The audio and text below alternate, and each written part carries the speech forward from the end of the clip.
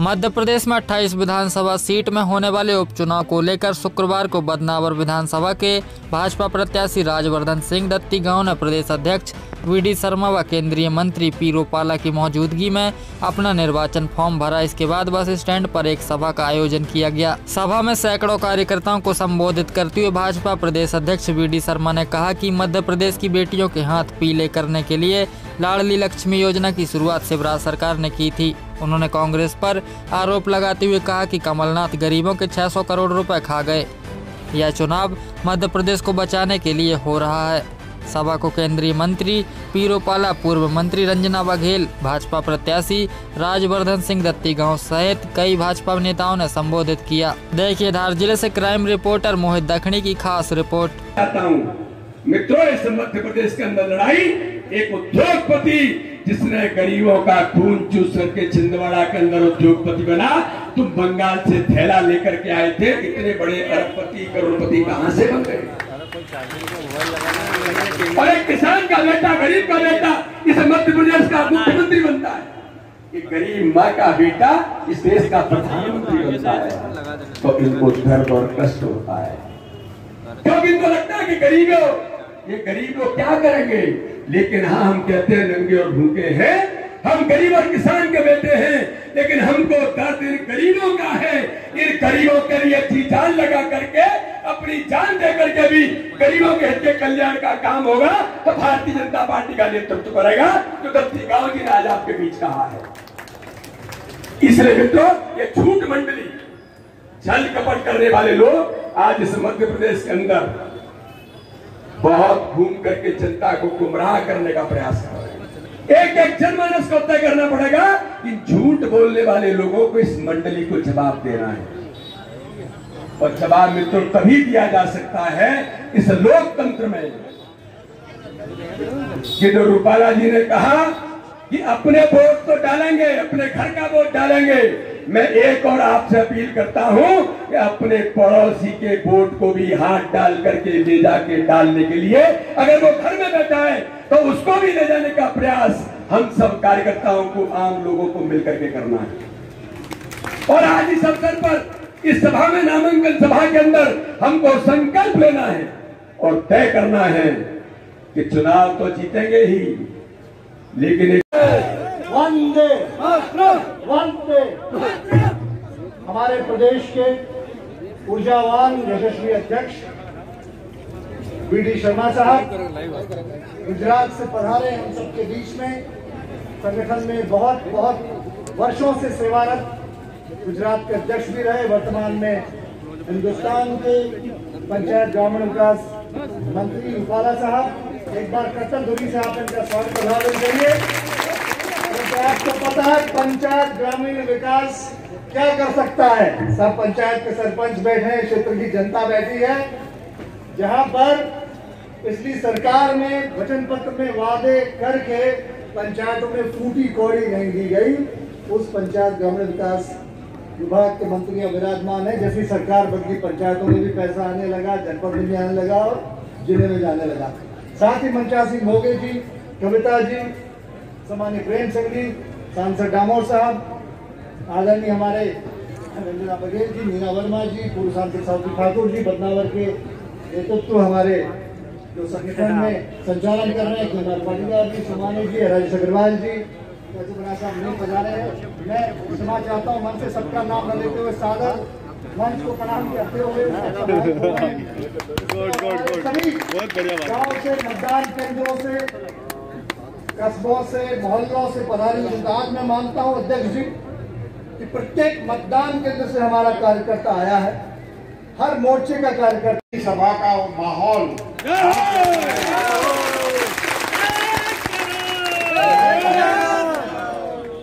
ऐसी सभा में उपस्थित मध्य प्रदेश के भारतीय जनता पार्टी के सम्माननीय अध्यक्ष शर्मा जी, मंच पर विराजमान भारतीय जनता पार्टी के यहाँ के प्रभार जिस पर है मुरली कृष्णन मोगे जी, कविता जी, यहाँ के जिला के अध्यक्ष महोदय, हमारे सांसद महोदय जिन्होंने मुझे रास्ता दिखाया इधर आने का, वहाँ 3 पुणे पे वो मुझे मिल गए थे। उन्हीं के बताए हुए रास्ते से मैं बदनावर पहुंचा हूँ। मंच पर इतने देदीप्यमान हमारा नेतृत्व बैठा है कि मैं इधर करके भी भाषण कर सकता हूँ। ऐसा मंच आपने सजाया है। मेरे सामने खड़े सभी माता बहने युवा दोस्तों, सभी को मेरा राम राम। अभी प्रत्याशी के तौर पे जब वो बोल रहे थे तो मुझे एक प्रकार से ऐसा लगा कि वो आत्मनिवेदन कर रहे हैं। जो इसके दिल में था वो कोई राजकीय बात उन्होंने नहीं किया, वो उन्होंने अपने दिल की बात बताई और अंत में उन्होंने सरदार सरोवर बांध जो गुजरात में बना उसका भूमि पूजन पंडित जवाहरलाल नेहरू ने किया था। उसके बाद तब तो हम बच्चे भी नहीं थे। हम लड़ते लड़ते जब चुनावी राजनीति में आ गए तभी भी नर्मदा ही चलती थी। गुजरात, राजस्थान, मध्य प्रदेश और महाराष्ट्र 4 राज्यों को सुखी करने वाली ये योजना जिसका खास मुहूर्त पंडित जी ने किया था, मैं भारतीय जनता पार्टी के कार्यकर्ता के नाते आपके बीच में गर्वपूर्ण कह सकता हूं कि जिसका खास मुहूर्त पंडित जवाहरलाल नेहरू ने किया था उसका लोकार्पण नरेंद्र मोदी जी ने करना उसी के हाथ में ही नहीं था। और किस प्रकार काम करते थे? हमारे बंद का काम पूर्ण हो गया, उस पर गेट लगाने थे, उसकी परमिशन मांग रहे थे। मैं राज्यसभा में विपक्ष के तौर पे यूपीए में बैठता था, चिल्ला चिल्ला के मैं मांग रहा, मेरी आवाज बंद हो गई और ज्यादा चिल्ला तो मेरा माइक बंद कर दे। क्या मनमोहन सिंह जी का काम था? इतना ही सामने बैठे और मैं इतना चिल्लाऊं मगर वो ना हंसे ना गुस्सा करे। हम माने कि हमारी बात उनको अच्छी नहीं लगती होगी तो मत हंसो, मगर गुस्सा तो करो कम से कम ताकि हमको लगे कि हमने कुछ कहा है। 10 साल कुछ नहीं किया, ऐसी परमिशन 10 साल नहीं दिया जो 4 राज्यों के विकास को रोक के बैठे। प्रधानमंत्री 14 में नरेंद्र मोदी बन गए, हम सब लोग इनके साथीदार। हम तो अभी वो सोच रहे थे कि कैसे मोदी जी को मिलेंगे, क्या खिलाएंगे, कैसे सम्मान करेंगे, कैसा कार्यक्रम करेंगे, ऐसा सोच रहे थे। 17 दिन हुए, 17 पीएम ऑफिस में बैठे 17 दिन। 17वें दिन में वो परमिशन का कागज पीएम ऑफिस में से निकलकर गुजरात के मुख्यमंत्री के दफ्तर में अपने आप पहुंच गया, कोई लेने भी नहीं गया। इसको काम हो 10 साल सरकारें लगी रही, 4 राज्यों की सरकार, और मध्य प्रदेश में मैं भाषण कर रहा हूं। मुझे याद दिलाना चाहिए कि उसमें जितनी भी बिजली पैदा होती है उसका 58% बिजली मध्य प्रदेश को मिलता। इसके लिए इसका पानी राजस्थान में पहुंच रहा है। वैसे भूमि का जो लोकेशन है वो राजस्थान का पानी गुजरात में आता है। साबरमती वगैरह नदियां राजस्थान से चलकर गुजरात में आती है, मगर गुजरात का पानी केवड़िया कॉलोनी से उपड़कर नर्मदा कैनाल के माध्यम से राजस्थान में पहुंच रहा है। ये भारतीय जनता पार्टी की सरकारों का और मोदी जी का काम। इस प्रकार से दोस्तों काम होते हैं। इस कामों को अंजाम देने के लिए मोदी जी ने ठान के दोस्तों जिस प्रकार से देश को दिशा दिया, आज दुनिया में इस महामारी के संकट में दुनिया में इस महामारी के संकट में कई देश प्रसिद्ध हो गए। बोलो, आपको लगता है महामारी में भी प्रसिद्धि मिल जाती है? एक देश है और नर्मदा के मामले में जो सरकार बन गई, उन्होंने बदलाव का वादा जब झुठला दिया, आपको अधिकार नहीं दिया, मुझे बुलाया गया और कमलनाथ जी के शब्द मैं आपसे कहना चाहता हूँ।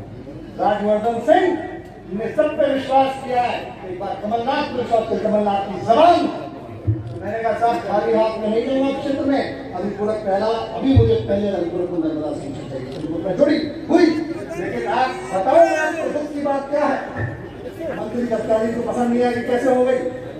इसके कई बार मैंने उनसे कहा भाई उद्घाटन करें, नहीं आए मेरे पास। मेरे मोबाइल पे जो पत्रकार चाहे मेरे पास कमलनाथ जी के जवाब हैं एसएमएस के, सुरेंद्र सिंह बघेल के जवाब हैं एसएमएस के, don't have time, in a meeting, talk to later, call you later. और फिर एक मैसेज आया तत्कालीन मंत्री का, 26 तारीख को मुख्यमंत्री आ रहे हैं खुशी और वहां पे इसका उद्घाटन करेंगे। मुझे कोई एतराज नहीं, बात सिर्फ ये थी जो वहां पढ़ा रहे थे क्या आधे घंटे के लिए तत्कालीन मुख्यमंत्री और तत्कालीन मंत्री बदलाव आके नर्मदा का उद्घाटन करके शुरुआत नहीं कर सकते थे? अब आप बताइए गद्दार कौन? और शिवराज सिंह जी पढ़ाए हम ना सिर्फ उन्होंने हमें 1600 करोड़ की बर्बादा जिसका उन्होंने संकल्प किया था, और ईश्वर कहता है, हमारे शास्त्रों में लिखा है, जिसका संकल्प सच्चा, जिसके हृदय में पुण्याई, जिसकी नेक नियति, ईश्वर पुण्य उसी के खाते में डालता है। शिवराज सिंह जी के भाग्य में ही लिखा था, उन्हीं के हाथों से संकल्प लिया गया, उन्हीं के हाथों से पूर्ति होनी थी, वही कोटेश्वर पधारे, उन्हीं को पुण्य प्राप्त हुआ। और न सिर्फ पुण्य प्राप्त हुआ, जो फेज में छूट गई थी उनका भी हमने निवेदन किया था, छूट गए हैं गांव हमारे, तो उसी वक्त हमारे मुख्यमंत्री जी ने वहीं पे कहा जितने गांव छूट गए वो भी लिए जाएंगे। 1700 करोड़ का और डिक्लेयर बनाने का उन्होंने आदेश दिया। उस दिन वो व्यक्ति 26 तारीख को इस बदलाव में 16 और 17 3300 करोड़ रुपया आपकी झोली में डाल गया। मां नर्मदा की जय जय। बोलो नर्मदे हर। अब आप बताइए गद्दार कौन? आज की तारीख में पटना और विधानसभा में तकरीबन 300 सड़कों की स्वीकृतियां हैं, 100 के करीब पूरी हो गई होंगी, 200 पूरी होने जा रही है। इतने सालों एक सड़क लगी उन्होंने खेत के गांव से मुख्य धारा एक लगी। अब आप बताइए गद्दार कौन? आज बड़े बड़े बराबर सिंचाई की परियोजना पड़ी रही, मैं मीडिया जा जाके और ये गवाह है हमारे विधायक जी हमारे बैठे हैं। आप बताइए नीला जी, मैंने ईमानदारी से उत्तर में रहा तो उनकी आवाज नहीं उठाई, उनकी बात नहीं करी। हर विधानसभा सत्र में मैंने लड़ाई नहीं लड़ी आपसे, पैसे के लिए माना नहीं क्या? एक ऐसा मुद्दा नहीं जो मैंने नहीं उठाया, एक ऐसी बात नहीं जो मैंने नहीं कही, एक ऐसा बजट नहीं इस बदलाव विधानसभा के लिए जो मैंने भोपाल में नहीं उसकी बात उठाई। लेकिन अब देखिए 8 बराजे जो उन्होंने नहीं करे, शिवराज सिंह जी आते स्वीकृत कर दिए। 15-15 फीट 5-5 मीटर के हैं। हमने संकल्प लिया है चामला और बागेड़ी में हम सीरीज ऑफ स्ट्रक्चर बनाएंगे, और तमाम बातें मैं नहीं कहूंगा, आपसे बातें करता ही रहूंगा और करता ही रहा हूं। एक बात अंत में मैं आपसे उद्योग मंत्रालय बदलाव को मिला, मुझे नहीं मिला। मुझे कोई भ्रम नहीं अपने मानस में कि मैं यहाँ क्यों खड़ा हूँ। मैं सिर्फ और सिर्फ इसलिए यहाँ खड़ा हूँ क्योंकि आपने मुझे इस लायक बनाया। ये शक्ति मेरी नहीं, आपकी है जो आपने मुझे दी। मुझे कर्तव्य बोध भी डाला था। कर्तव्य बोध ये था कि हमेशा मैं आपकी आवाज उठाऊं, दूंगा बहरा बन के वहां नहीं बैठ जाऊं। और ये जो भीड़ चली जय कमलनाथ भाई की जय जय पैसा ले जा रहे छुटवाना। तो क्या आपने मुझे जनादेश इसलिए नहीं दिया था कि मैं आपकी आवाज उठाऊं, बताओ कि हक की लड़ाई लड़ूं। जय जननी जन्मभूमि के भाव को सर्वोपरि रखकर सिर्फ आप और आपको नतमस्तक हूं, चाहे करता वाला तो उनकी परिक्रमा ना करूं। तो मैंने क्या गलत किया? और मैंने तो 27 दिसंबर 2018 को संजोग गार्डन नहीं कह दिया। इस बदनावर पे एक नहीं 1 लाख विधायक की कुर्बान और पहली गोली सेना